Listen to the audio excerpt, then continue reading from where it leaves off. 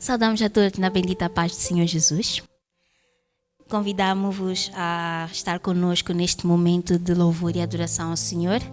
E para tal vamos iniciar com uma leitura da palavra do Senhor que se encontra em Mateus capítulo 24. Estaremos a ler dos versículos 6, do versículo 6 até ao 14. E assim diz: E ouvireis de guerras e de rumores de guerras. Olhai, não vos assusteis, porque é mistério que isso tudo aconteça, mas ainda não é o fim. Porquanto se levantará nação contra nação e reino contra reino, e haverá fomes e pestes e terremotos em vários lugares. Mas todas estas coisas são o princípio de dores. Então vos hão de entregar para seres atormentados, e matar-vos-ão, e sereis odiados de todas as gentes por causa do meu nome. Nesse tempo, muitos serão escandalizados, e trair-se-ão uns aos outros, e uns aos outros se aborrecerão. E surgirão muitos falsos profetas, e enganarão a muitos. E por se multiplicar a iniquidade, o amor de muitos esfriará. Mas aquele que perseverar até ao fim, será salvo. E este evangelho do reino será pregado em todo o mundo, em testemunho a todas as gentes, e então virá o fim. Vamos orar, vamos buscar a presença do Senhor e pedir que Ele nos abra o entendimento, que Ele nos ajude a entender a sua vontade, para que sejamos missionários cada vez mais neste período tão crítico em que nos aproximamos do fim. Oremos. Senhor, nosso Deus e Pai, Tu és bendito, Tu és glorioso, e como Tu nunca houve, jamais haverá. Senhor, nós conhecemos este amor maravilhoso que nos resgatou daquela situação caótica em que nos encontrávamos, perdidos no pecado, e Tu nos trouxeste para a Tua maravilhosa luz. Queremos neste momento engrandecer o Teu nome, louvar-Te e dizer que nós dependemos de Ti, nós adoramos-Te de coração e queremos muito que Tu continues nas nossas vidas a comandar o barco dos nossos corações. Pedimos, Senhor, também que Tu abras a nossa consciência para este período em que muitos estão a enganar-se, muitos estão a sofrer, muitos estão a perder-se, para que, Senhor, nós sirvamos de missionários fiéis da Tua palavra, levando o Teu Evangelho para aqueles que não Te conhecem, para aqueles que saíram dos caminhos certos, para que realmente o Teu Evangelho seja pregado em todos os lugares, pois breve, Senhor, está a Tua vinda. Nós queremos glorificar o Teu nome e convidar-Te, Senhor, a fazer morada nos nossos corações, de cada um daqueles que estão conosco, Senhor, e que Tu sejas glorificado em nome do Senhor Jesus. Amém. Vamos louvar ao Senhor.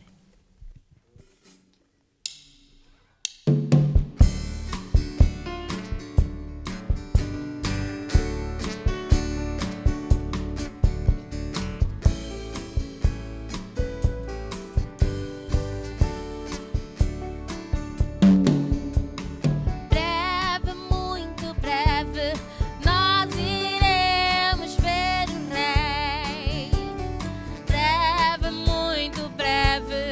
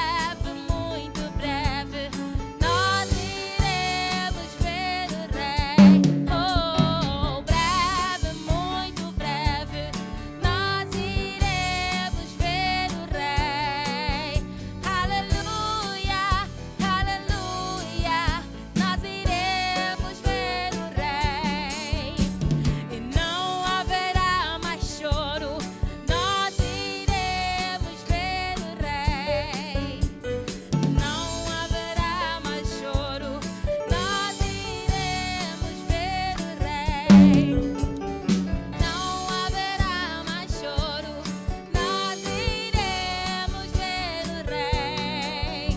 Aleluia, aleluia, nós iremos ver o Rei. Aleluia, aleluia, aleluia, nós iremos ver o Rei. Aleluia, aleluia, nós iremos ver o Rei. Aleluia. Essa é a nossa esperança. O irmão pode ler depois em Ageu, capítulo 2, dos versículos 4 a 9. Existe uma porção muito interessante que eu recomendo que o irmão leia. E há uma passagem específica que diz: eu estarei no vosso meio, tal como vos prometi quando saíram do Egito. Não tenham medo, assim diz o Senhor Todo-Poderoso. Nesta situação caótica em que nos encontramos, não se desespere, confie no Senhor, não tenha medo, esteja firme nele e persevere até o fim, pois breve está a vida do Senhor. Amém.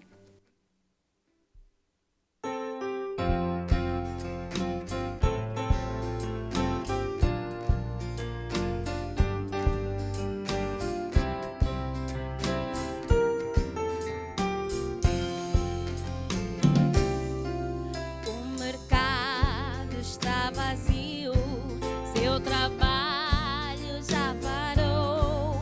O martelo dos obreiros, seu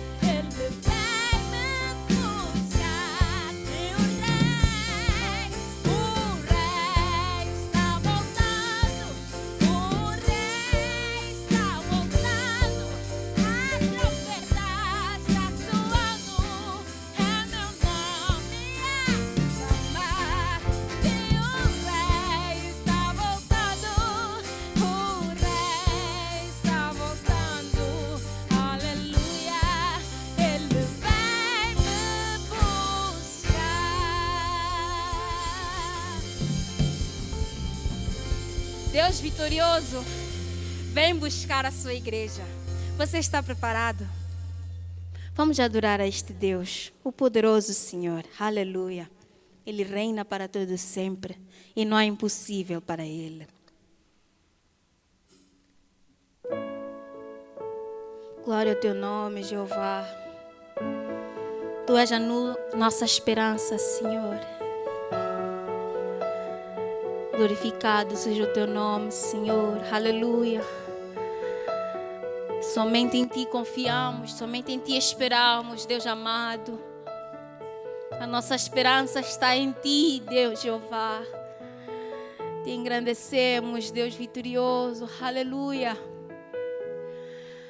Ao que está sentado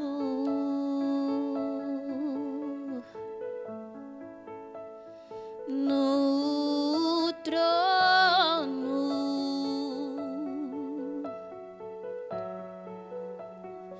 e ao Cordeiro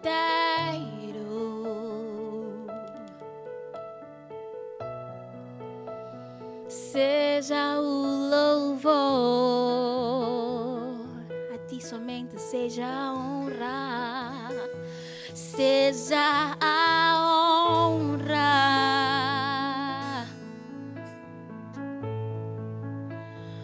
seja a glória,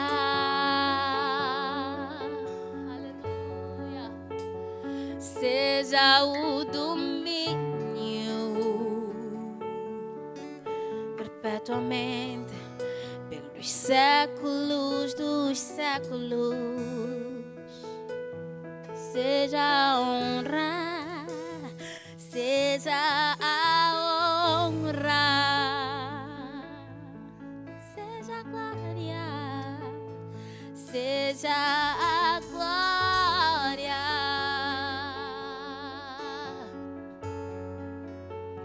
seja o domínio pelos séculos dos séculos.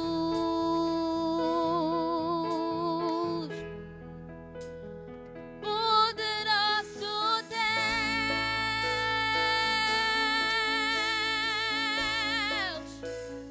poderoso Deus,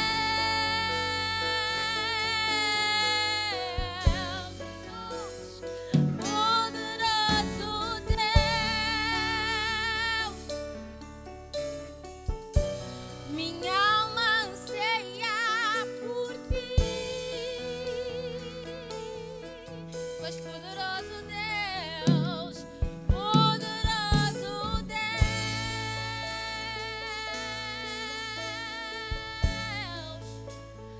poderoso Deus,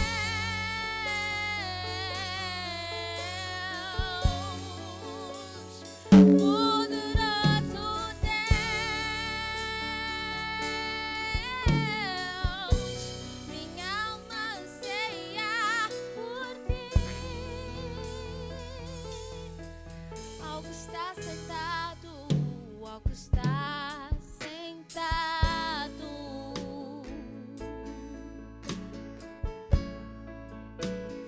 no trono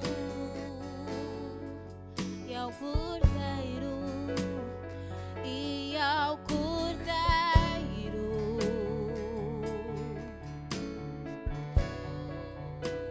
seja o louvor, seja a honra, seja a honra e a glória, seja a glória,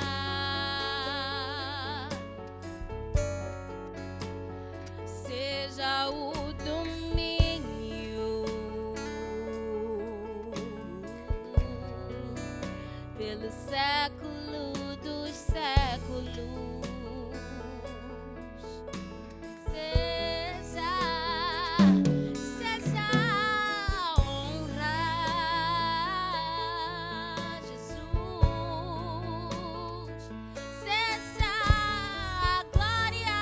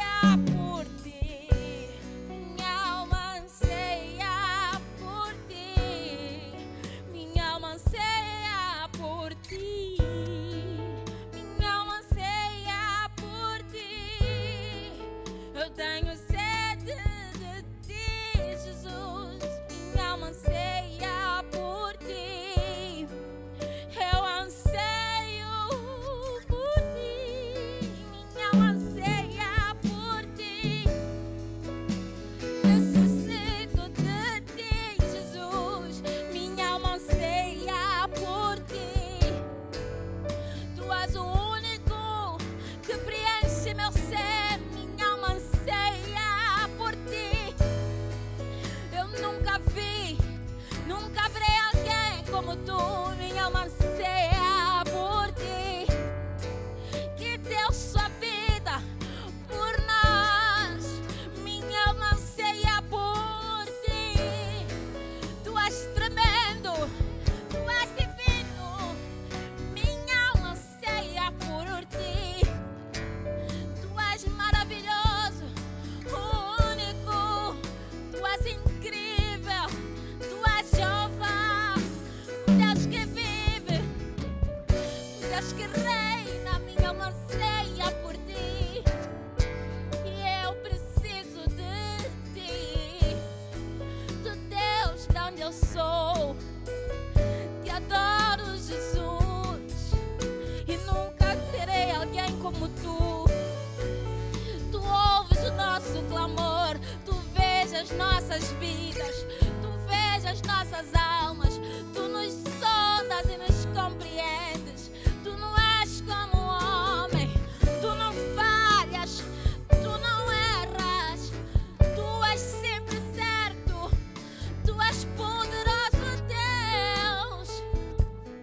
E eu te adoro, Senhor, pois tu és o nosso Deus, o único Deus que está além da ciência, além de tudo, maior que todos. Tu és o mais forte, Senhor, e eu te adoro, e eu te exalto. Tu és altíssimo, Senhor, e eu te adoro, Jesus. Poderoso Deus,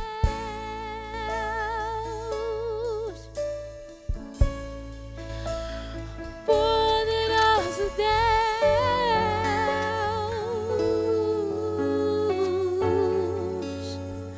poderoso Deus.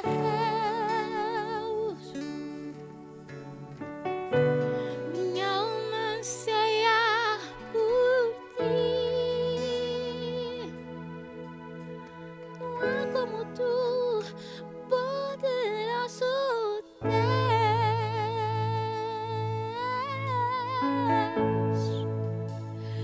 poderoso Deus,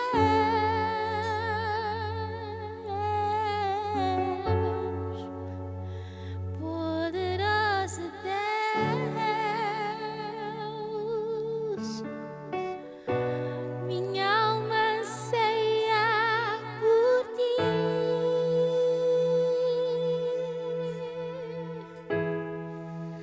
Ao que está sentado,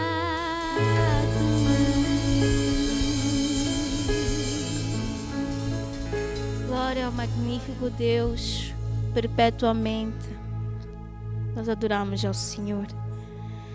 Que Deus abençoe a cada um de nós e a pregação da sua palavra.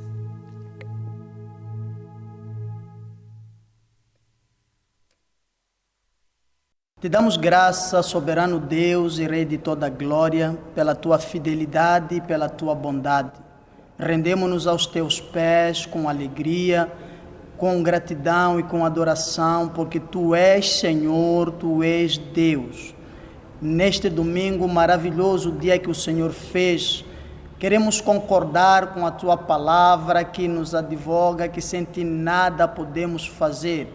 Concordamos, Senhor Deus, que tu vives e reinas para sempre, e rendemos-nos, ó Deus, aos teus pés, esperando a manifestação tremenda e poderosa do teu Espírito em nossas vidas.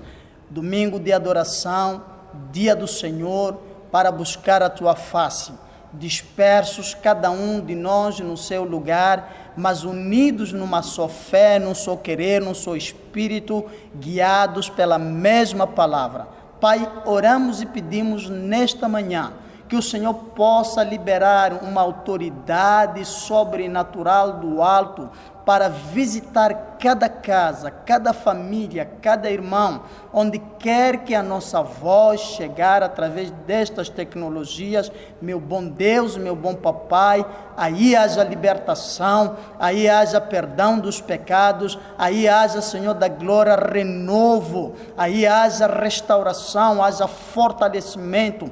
Conheça alguém nesta manhã que precisa do seu toque, que precisa da sua ajuda, que precisa do seu favor, que precisa das suas misericórdias, e manifesta-te como Deus. Assista, Senhor da glória, a tua ovelha, abençoa o teu povo, prospera. Dê-nos a graça, Senhor Deus, de ao abrir da nossa boca, possa sair de nossos lábios a palavra que Tu tens preparado para a Tua igreja, para o Teu povo, que seja uma palavra, ó Deus, que vai saciar a nossa fome de Ti e vai alimentar a nossa sede da Tua presença. Ó Espírito Santo de Deus, eu creio que Tu não és um Deus limitado ao espaço físico, por isso, mesmo distante uns dos outros fisicamente, eu creio, Senhor, que a Tua presença trará uma comunhão extraordinária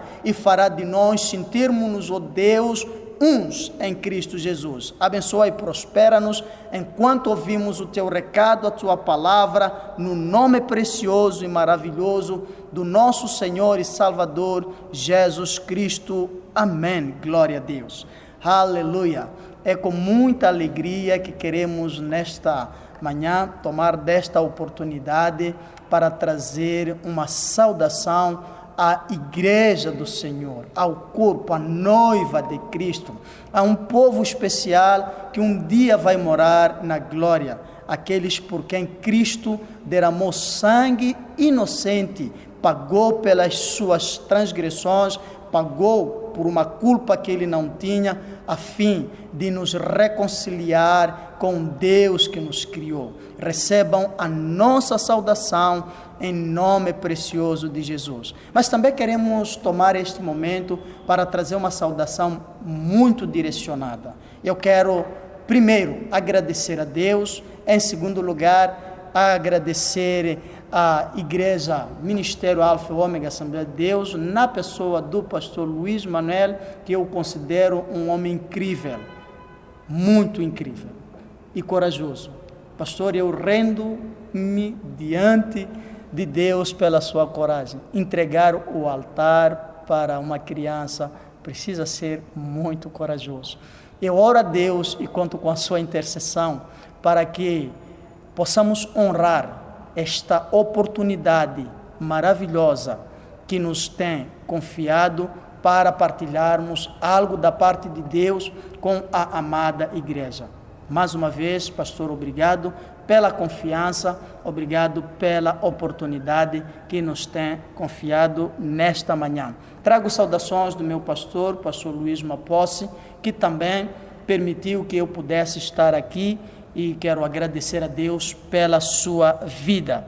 E nesta manhã nós estaremos meditando na palavra de Deus. Vamos tomar como tema da nossa reflexão: frutifique ou morre. Esse é o tema da nossa reflexão. Simples e prático. Ou você dá frutos ou você morre. Nós vamos conversar em volta deste assunto, baseado no texto de Marcos, capítulo de número 11. Quero lhe convidar a localizar, abrir a sua Bíblia, localize Marcos capítulo 11 e vamos proceder à leitura da palavra do Senhor a partir dos versos 12 ao verso 14 e vamos saltar para o verso de número 20. E assim se lê a santa, poderosa e gloriosa palavra de Deus. Verso de número 12. E no dia seguinte, quando saíram de Betânia, teve fome. Vendo de longe uma figueira que tinha folhas, foi ver se nela acharia alguma coisa. E chegando a ela, não achou senão folhas, porque não era tempo de figos. E Jesus, falando, disse à figueira: nunca mais coma alguém fruto de ti. E os seus discípulos ouviram isto. Versículo 20. E eles, passando pela manhã, viram que a figueira se tinha secado desde a raiz. Amém. Esta é a leitura da palavra de Deus, palavra que vai corporizar a nossa reflexão. Eu não sou um pregador, espero que Deus nos dê a graça de compreender os seus propósitos para com as nossas vidas neste dia maravilhoso. O texto que nós acabamos de ler, ele relata um episódio que tem lugar, que acontece na última semana do ministério terreno de Cristo Jesus, antes de Cristo padecer pelas nossas iniquidades. Há um lugar para este acontecimento. O texto é muito simples e claro no que ele se refere. Jesus, vindo de uma longa jornada, ele estava com fome, e isso nos prova a sua natureza humana. E nessa fome em que ele estava, viu uma figueira. Acredito que deve ter havido outras árvores frutíferas, mas a atenção dele, o desejo de Jesus era para com a figueira. Ele queria figos. Deixa eu fazer um parênteses aqui e chamar a atenção à igreja do Senhor. Nós somos muitos membros do corpo de Cristo, mas tem um momento que Cristo para e ele quer tratar algum assunto direcionado comigo, ele quer alguma coisa específica em mim e não em todos. E às vezes nós não nos lembramos que no corpo de Cristo nós temos uma missão, no corpo de Cristo nós temos uma função. E neste caso específico, Jesus dirigiu-se especificamente àquela figueira. Israel era um país que tinha muitas figueiras. Ele podia ter ido para uma ou para outra, mas foi exatamente aquela que ele avistou de longe e disse: é com aquela que eu quero lidar. Isto me lembra a história da viúva, quando Deus decide providenciar sustento para o profeta usando uma viúva. Não era a única viúva naquela cidade, não era a única que não tinha comida, provavelmente haviam algumas viúvas melhor posicionadas, com melhores recursos, mas Deus escolheu exatamente aquela de Naim. Então, nós precisamos compreender que tem momentos em que Deus vai querer suprimento saído de nós, e quando Deus quer as coisas dessa forma, é preciso nós prestarmos atenção, pois essa oportunidade pode ser uma bênção, como pode ser uma fatalidade. Mas voltando para a nossa reflexão, eu dizia que este acontecimento, ele tem lugar na última semana, a semana da paixão de Cristo, e está aqui registrado. Olhando para o registro, parece um fator histórico, parece-nos apenas uma nota sobre os diversos acontecimentos. Tem um cunho histórico esta informação? Sem sombra de dúvida que tem. Mas a palavra de Deus não é um museu. A Bíblia Sagrada não é um museu, onde a gente vai colocando as relíquias, onde vai colocando as informações que serão consultadas, serão visitadas na posteridade. Tudo que está registrado na Bíblia serve para nosso proveito, serve para nosso ensinamento, há sempre uma mensagem. Tanto é que a Bíblia às vezes registra coisas que estão erradas, registra pecado, homens que cometeram pecados, e alguns equivocadamente pegam nisto e usam para continuarem a perpetuar os erros, mas a lição deve ser bem extraída para que os registros das Escrituras possam servir para nos conduzir ao encontro daquele que muito em breve virá buscar a sua noiva, Cristo Jesus. Olhando então para o nosso texto, que lição nós podemos aprender? Que mensagem está escondida aqui nesta conversa da figueira que foi amaldiçoada por Jesus Cristo por não ter sido achado nela fruto? Algo interessante que o evangelista Marcos registra aqui é que não era tempo de figos. Significa que, naturalmente falando, não se devia esperar daquela figueira nenhum fruto, simplesmente porque não era época de figos. Ou seja, toda a fruta é sazonal. E as frutas sazonais, quando não é sua época, elas não existem. Eu costumo dizer, não é inteligente desejar manga numa época que não é de manga. Você vai sofrer de apetite e vai te matar à toa. E não era época de figos. Era suposto que Jesus não desejasse comer figos. Só que nós devemos nos lembrar de uma coisa. Jesus é o Senhor. Jesus é o Criador. Jesus é o verbo da criação. O que quer dizer que se existe uma figueira, é porque Cristo Jesus inventou a figueira. E para o fabricante não funcionam estações. Para o fabricante, você não pode dizer ao fabricante, não funciona. Ele, como Criador, ele desejou do que ele criou um fruto e a criatura não liberou fruto para ele.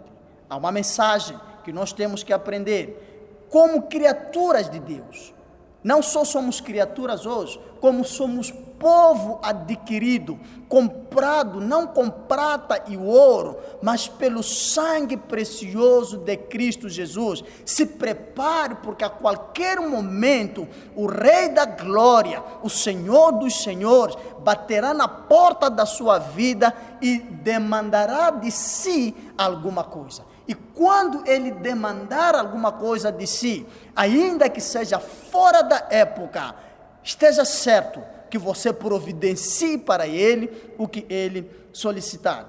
Isso me faz pensar que há uma conexão direta com a parábola dos talentos. Quando o Senhor decide, um determinado Senhor decide atribuir os talentos para os seus trabalhadores. E depois diz para eles, negociem até que eu venha. Naquela parábola, nós encontramos uma figura da igreja associada a Cristo. Os empregados que receberam os talentos são equiparados a cada um de nós. E o Senhor que saiu para uma longa viagem é equiparado a Cristo Jesus. Jesus subiu para a glória, diante dos nossos olhos. Eu e você estávamos lá, porque o que aconteceu na antiguidade era em representação a cada um de nós. É por isso que está registrado. E ainda bem que nós somos um povo de fé. Não precisamos estar lá para termos certeza que Jesus subiu sem ajuda de motor,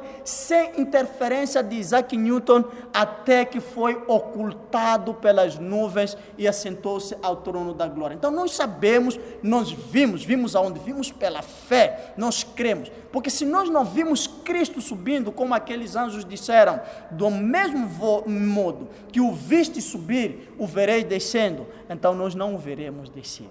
Se você não o viu subindo, então você não o verá descendo. Então nós ouvimos, assim como os que viveram antes de Cristo ouviram. Hebreus, quando começa a narrar a história dos heróis da fé, ele diz, todos esses morreram na fé, viram a promessa de longe, não alcançaram, mas eles viram. Qual era a promessa? Era Cristo ressurreto dentre os mortos, depois de ter passado pela cruz. Então, Daniel viu, José viu, mas eles morreram, vendo de longe, não tomaram posse, mas eles creram e eles confessaram que eles eram peregrinos na terra. Então, nós temos a figueira, e eu queria fazer um link da figueira com este aspecto da negociação. Negociai até que eu venha. Muitos de nós somos negociantes, só que negociamos a coisa errada. Muitos de nós estamos busy, como se diz na linguagem atual. Todo mundo anda busy, até para assistir culto da nossa casa está a ser uma grande dificuldade. Há sempre uma explicação, há sempre uma desculpa, há sempre uma justificação que nós temos para não nos ocuparmos com o negócio para o qual nós fomos chamados. Pedro escreve de forma clara que nós fomos adquiridos para anunciar as virtudes daquele que das trevas nos chamou para a sua maravilhosa luz. Quer dizer que há um propósito da parte de Deus, há uma missão da parte do nosso bom Deus ao comprar cada um de nós. Cada um de nós foi achado no seu próprio charco de pecado, de perdição, e os seus não hesitaram pagar o preço que era necessário pagar, entregar Cristo Jesus, porque Deus estava a fazer um investimento. Deus é por excelência um grande investidor, e nenhum investidor investe para não ter retorno. E na teoria de Deus, os investimentos andam naquele pensamento do agricultor. Nós vamos falar um pouquinho mais sobre isso à frente. E quando Deus semeia, Ele não espera que ele possa ter uma árvore que enlouquece ao longo da caminhada e se esquece da sua missão de frutificar. E aqui está o centro da nossa conversa. Nós fomos chamados para dar frutos, nós fomos chamados para produzir, nós fomos chamados para no final da nossa viagem estarmos em condições de dizer a Deus: durante o tempo da minha peregrinação, durante o tempo do meu chamado, eu gerei estes frutos. E de acordo com Cristo Jesus, os frutos deles são como a semente que lançada na terra produz 100 vezes mais, 60 vezes mais. O mínimo que produz a semente de Deus é 30 vezes mais. E nós precisamos olhar para nós e avaliar: eu estou produzindo, pelo menos ir para o mínimo, que é 30 vezes mais. Eu já consegui atingir uma frutificação para 30 vezes mais. Então nós fomos chamados para dar frutos. Se Deus tivesse nos chamado para ir ao céu apenas, nós já teríamos ido há muito tempo. Meu amado, se você ainda não foi, significa que você tem uma missão aqui. Olha para o malfeitor que é crucificado ao lado de Cristo e confessa Cristo como Senhor e Salvador. E Deus não estava interessado com o fruto dele. Disse: hoje mesmo estarás comigo no paraíso. Mas se você recebeu a Cristo como Senhor e Salvador da sua vida e não subiu para a glória, e você pode me escutar nesta manhã, você tem uma missão, e essa missão passa necessariamente por produzir fruto. Então, o fruto da nossa salvação, olhando para o texto que nós acabamos de ler, apresenta duas grandes características. A primeira característica é que o nosso fruto é incondicional. E a segunda característica é que o nosso fruto tem que ser constante. Como é que isto se explica? Quando Jesus chega na figueira, de acordo com o relato, não era época dos figos. Quer dizer que não era de se esperar que aquela figueira tivesse fruto. Ou seja, as condições em que Cristo encontrou a figueira eram as condições naturais, eram as condições possíveis. Vivemos num momento de distanciamento, de confinamento, ninguém vai à igreja. Dá a entender que nós estamos numa época em que não dá para fazer muito, porque as portas da igreja estão fechadas. Alguns se esqueceram que na igreja se dá coleta, se tira dízimo, porque a igreja está fechada. Eu até podia, mas a igreja... Meu amado, você não está dando fruto, está a apresentar uma explicação. Alguns se esqueceram que se evangeliza, que se partilha o testemunho de que Cristo é o Senhor, porque as condições não são favoráveis. Não é época de evangelizar, não é época de dar fruto. A figueira pensou desta forma. Eu estou imaginando, imagina a figueira conversando com Cristo. Jesus chega ali e diz: ó figueira, estou com fome, quero comer. A figueira olhando para Cristo, abanando um pouquinho as asas, sorrindo assim: mas desculpa, tu és o meu Criador e não sabes que eu tenho época. Tu estabeleceste as épocas para mim. E eu olho para Jesus, como ele respondeu sobre o sábado, quando ele disse: até do sábado o Filho do Homem é Senhor. Jesus, olhando para a figueira, diz: se tu sabes que eu te criei, se tu sabes que eu estabeleci as estações, deves saber que da mesma forma que eu estabeleço estações, eu removo as estações. E agora eu estou a remover as estações. O que a figueira devia ter feito naquele momento? Naquele momento, a figueira devia ter inventado fruto, meus amados. Ah, mas isso não é possível. Você está a pensar com a mente de homem, mas na mente de Cristo, a figueira devia ter se virado. A figueira devia ter dado jeito, a figueira devia ter inventado, mas não devia, em hipótese alguma, apresentar justificação ou se agarrar ao lógico e não fazer nada acontecer. E muitos de nós estamos como a figueira, estamos acomodados ao lógico, estamos acomodados ao conveniente, e nós vamos ter problemas, porque diante do Criador não adianta você se justificar. Então, o nosso fruto, ele é incondicionável. Para frutificar em Cristo Jesus, não há condições. Tanto é que o apóstolo Paulo diz para nós pregarmos dentro e fora do tempo.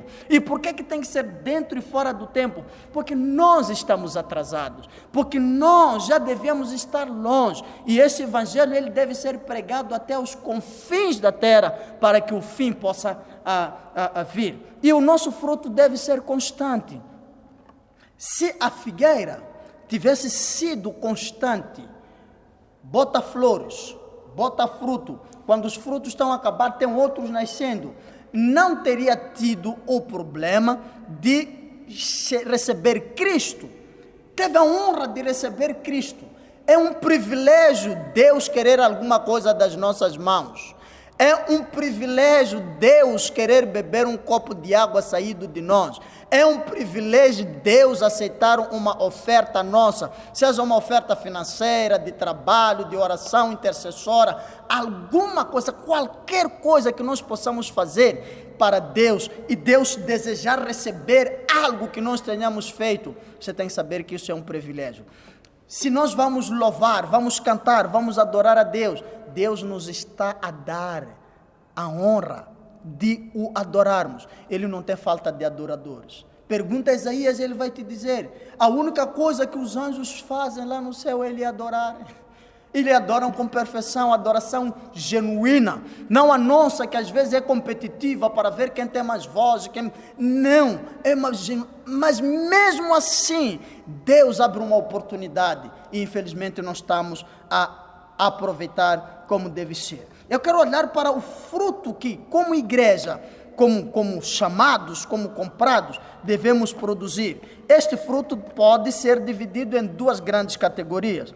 O nosso fruto, esse que deve ser constante, deve ser incondicionável, ele deve ser dividido, obviamente, em duas categorias. O fruto que é coletivo.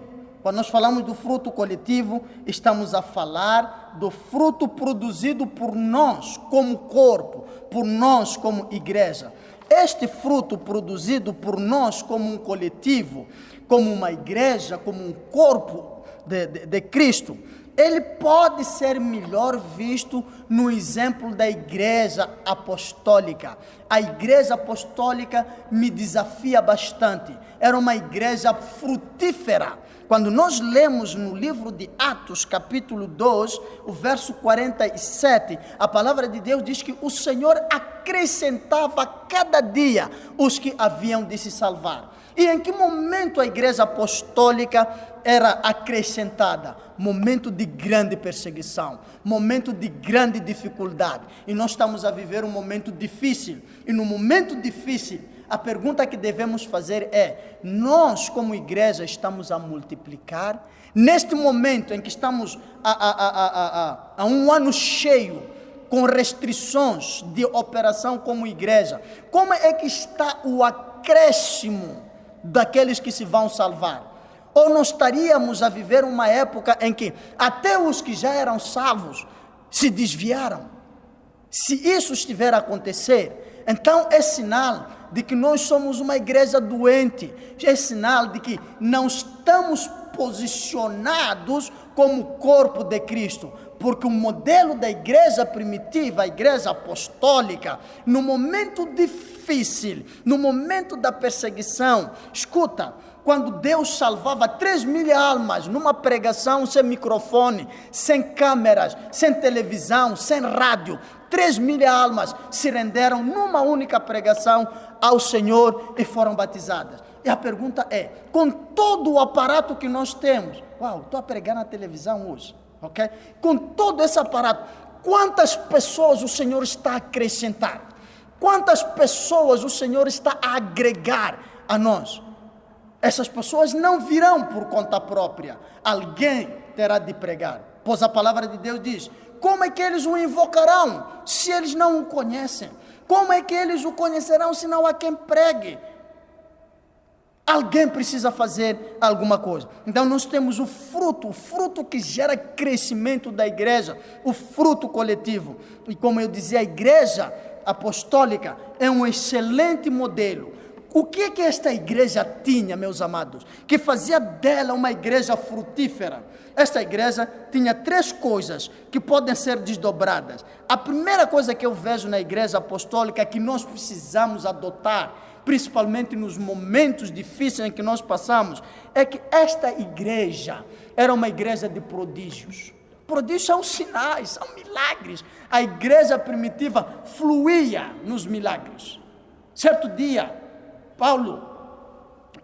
Pedro e João entram para o templo pela porta formosa, e eu creio que não era a primeira vez que eles entravam para aquele templo. Eu creio que o cego que eles encontram ali, não era a primeira vez que o encontravam. Eu acredito, não é o que está escrito na Bíblia, que provavelmente já tivessem dado esmola àquele homem nas outras vezes, mas eles se lembram que eles receberam de Cristo Jesus poder e autoridade para fazer sinais maiores do que os que Cristo fez. Eles param e dizem: espera aí, João, nós estamos brincando com a graça de Deus, nós estamos brincando com a autoridade que os céus nos conferiram. Foi o Senhor Jesus Cristo que disse: eis que vos dou poder para pisar serpentes e escorpiões e toda a força do mal, e nada, absolutamente nada vos fará dano algum. Eles param e dizem: prata e ouro não tenho, mas isso que tenho eu te dou. Em nome de Cristo de Nazaré, levanta-te e põe-te de pé. E o homem levanta. Coxo, paralítico que não andava, agora levanta, pula, entra no templo, glorificava, exaltava a Deus. E o que é que os sinais faziam? Os sinais faziam o temor cair na igreja. Os sinais faziam o povo ver que verdadeiramente o Senhor mora entre nós, verdadeiramente o Senhor é Deus nas nossas vidas. Então era uma igreja de prodígios. Não podemos aceitar. Nós somos evangélicos, nós somos pentecostais, temos tudo para sermos uma igreja explosiva, porque o que nós precisávamos é isso. Sinais e prodígios são produtos da operação do Espírito Santo no nosso meio. Então não podemos aceitar ser uma igreja sensacionalista, aonde o Pentecostes, o batismo foi para aquela geração. Na minha Bíblia está escrito: a tantos quantos o Senhor nosso Deus chamar. Então até hoje existe à disposição da igreja sinais e prodígios e poder, e a igreja precisa ir atrás. Nós temos que parar de nos acomodar às circunstâncias e assumirmos as coisas como se fossem elas todas naturais, porque há um poder sobrenatural para ser usado. Então eu dizia que os prodígios geram uma segunda coisa que a igreja tinha, era o temor do Senhor. Nós precisamos olhar para Deus, que se abriu para ser o nosso Pai, e fazemos aquilo que no adágio popular se diz: não meta tua mão no bolso do teu pai. Ele é nosso Deus, Ele é nosso Pai, nós vamos a Ele com alegria, Abba Pai, mas nós precisamos manter o temor, e o temor tem desaparecido da igreja. Hoje em dia fica difícil cruzar com um irmão, com uma irmã na rua e saber quem é do mundo, quem é de Cristo. A igreja precisa fazer diferença, a igreja precisa ter as marcas, carregar em si mesmo as marcas de Cristo. A outra coisa que a igreja primitiva tinha era a união.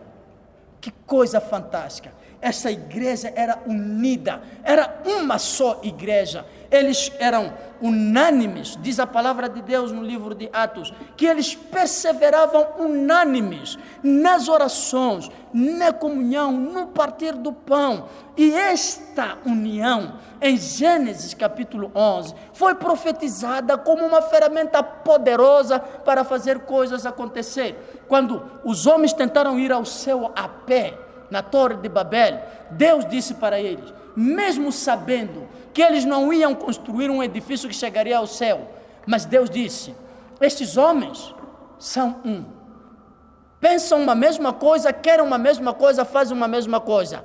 Isto é só o que eles começaram a fazer. De agora em diante não haverá restrição.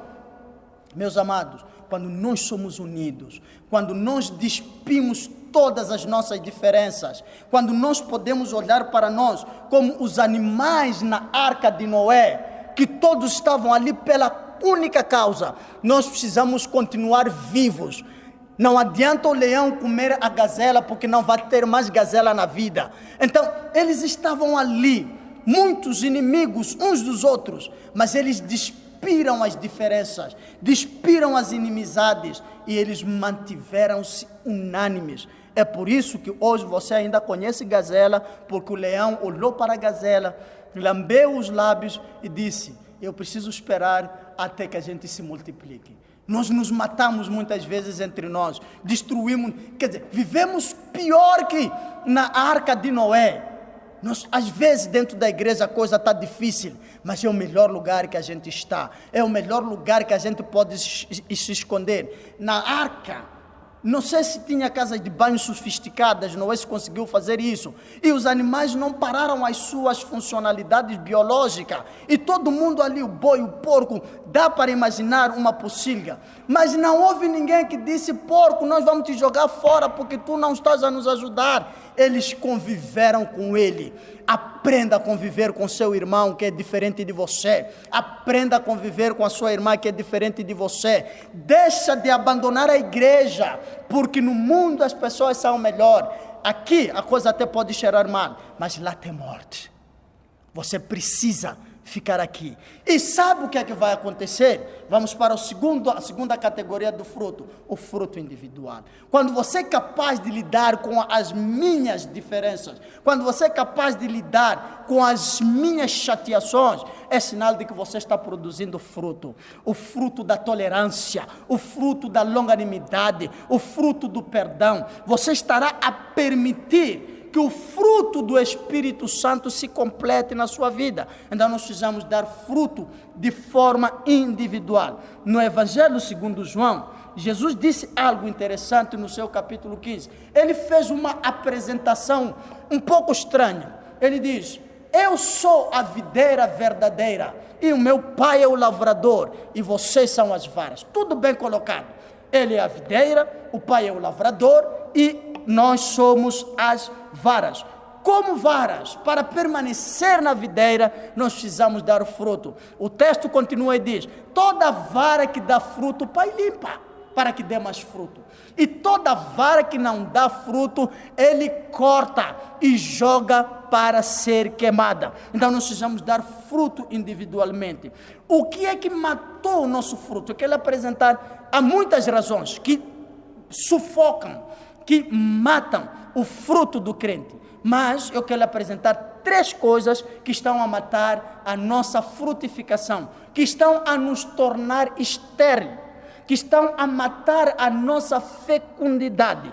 Primeira coisa é que nós abraçamos a modernidade. Vivemos num mundo onde a delegação de responsabilidades é o que mais se faz. E como crentes também estamos a fazer a mesma coisa. Estamos a ser crentes por delegação. Eu recuso-me a alguém que diz, em tempo de igreja aberta, você está indo para a igreja e diz, reza por mim. Primeiro, não rezo. Segundo, não recebo recados de alguém que pode ir à igreja, porque também tem pés. Uma coisa é nós orarmos, interceder uns pelos outros. A outra coisa é alimentarmos preguiçosos, carregando os fardos dele, para eles continuarem preguiçosos. Eles vão delegando as suas responsabilidades. Ora por mim. Quando é que você vai orar por si? Nós podemos orar e devemos orar, mas nós não devemos ter a dificuldade de assumirmos as nossas responsabilidades. Então, não terá como você dar frutos enquanto delegar as suas funções. Vamos sair do nível de delegação como nós vivemos mulheres não são mais donas de casa, a secretária é que é a dona de casa. Se alguém começa a trabalhar como empreendedor, tudo que ele sabia fazer já não faz, porque agora ele delega. Se você quiser dar fruto, arregaça as mangas e bote a mão na massa. Foi isso que fez diferença em Cristo Jesus. Deixou o trono da glória e desceu para a terra. Se plantou no madeiro e ele gerou milhares e milhares de filhos. A segunda coisa que mata os nossos frutos é porque muitos fazem planeamento espiritual. Planeamento familiar, agora isso entrou para a vida espiritual. No planeamento familiar, as pessoas vão colocando implante, vão colocando anticonceptivos para limitar, para minimizar. Existe um adágio xangana que diz: não se impede o pé de crescer por causa do sapato. Não se preocupe, deixa que o Senhor vai cuidar do que estiver crescendo. Então, aprenda a não colocar limitações na graça que Deus tem derramado na sua vida, no talento que Deus te tem confiado. Invista nele, faça-o frutificar. Nada de planeamento espiritual, porque nós não fomos chamados para fazer planeamento. Jesus diz: na casa do meu pai há muitas moradas. Então não se preocupe com a provisão, não se preocupe com os cômodos, porque na casa do papai há muitas moradas. A terceira e a última coisa que está criando muita esterilidade nos crentes a ponto de não darem frutos é porque muita gente quer ser agradável. Crentes da atualidade querem ser muito agradáveis, querem ser pessoas que são bem vistas, agradam a todo mundo. Deixa eu te dizer uma coisa: o evangelho que nós seguimos, ele não nasceu da amizade. O evangelho que nós seguimos nasceu da inimizade. Leia bem a sua Bíblia, em Gênesis capítulo 3, verso de número 15. Deus disse: e porém inimizade. Aqui nasceu a promessa do evangelho. O evangelho é produto de inimizade. Jesus foi à cruz, morreu do jeito que morreu, porque ele era inimigo do pecado, ele era inimigo do mundo, ele era inimigo de Satanás e seus planos. E nós não, nós somos mais modernos, somos da era digital, somos da era cibernética. Então, nos mergulhamos com facilidade, dançamos todas as músicas, comemos tudo o que se come, bebemos tudo o que se bebe, vestimos tudo o que se veste. Isso não é evangelho. Evangelho significa separação. Evangelho significa coragem de ser rejeitado, de ser odiado, de ser perseguido, de ser degolado. É aqui onde nós estamos a falhar. E enquanto não tivermos essa coragem de sermos diferentes, enquanto não tivermos essa coragem de aborrecer quem quer que seja por causa da nossa fé, nós não vamos dar fruto. E para darmos fruto, nós temos que ter coragem de sermos agradáveis. Como diriam os ingleses: don't be nice for everyone. Não precisa ser agradável para todo mundo. Você precisa ser agradável para Deus e nunca desagradá-lo. A Bíblia diz que a amizade do mundo é inimizade contra Deus. Enquanto tu te fazes amigo do mundo, tu te tornas inimigo de Deus e, consequentemente, tu não produz frutos. Como é que nós devemos entender a nossa conversa hoje? Eu quero terminar dizendo o seguinte: o nosso tema, se você ainda se lembra, frutifique ou morre. Só tens duas alternativas. Jesus fez a parte dele, já pagou o preço pela nossa transgressão, pelo nosso pecado. Agora é nossa vez de fazermos a nossa parte. Ou nós geramos frutos, ou nós morremos. No texto base que nós lemos de Marcos capítulo 11, a conversa é muito clara. Jesus disse à figueira: já que tu não tens fruto para mim, nunca mais alguém comerá fruto de você. E no dia seguinte, não foi daqui a um mês, não. No dia seguinte, pela manhã, pelas contas dá a entender que não foram nem 24 horas. A figueira estava seca desde a raiz. Um milagre, uma secura milagrosa. Não aceite ouvir as palavras como estas que foram proferidas para a figueira. Frutifique, porque se você não frutifique, você vai morrer.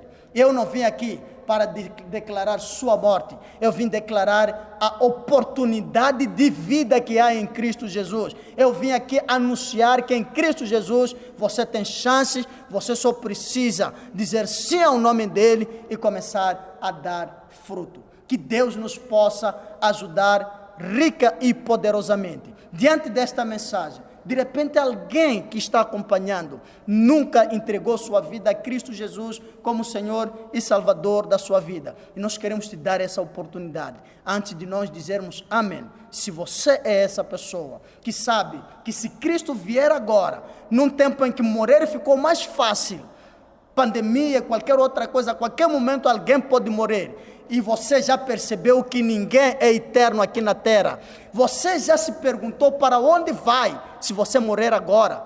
E eu quero lhe dar a oportunidade para olhar para aquele que, se você morrer aqui de corona ou qualquer outra coisa, ele tem uma mansão para você, ele tem uma eternidade para você. Não mora para a perdição, mora para a vida. E se alguém que já tinha entregue sua vida a Cristo, por algum momento arranjou desculpa, arranjou justificações para desistir da fé, está na hora de voltar para Cristo. Escuta, isto é sinal de que Cristo está voltando. Então eu quero que você faça esta oração comigo, como entrega da sua vida a Cristo Jesus como Senhor e Salvador. Diga comigo aí de casa: Senhor Jesus, eu ouvi a tua palavra e eu entendo que o Senhor pagou um preço pela minha alma, e nesta manhã eu me entrego totalmente a ti.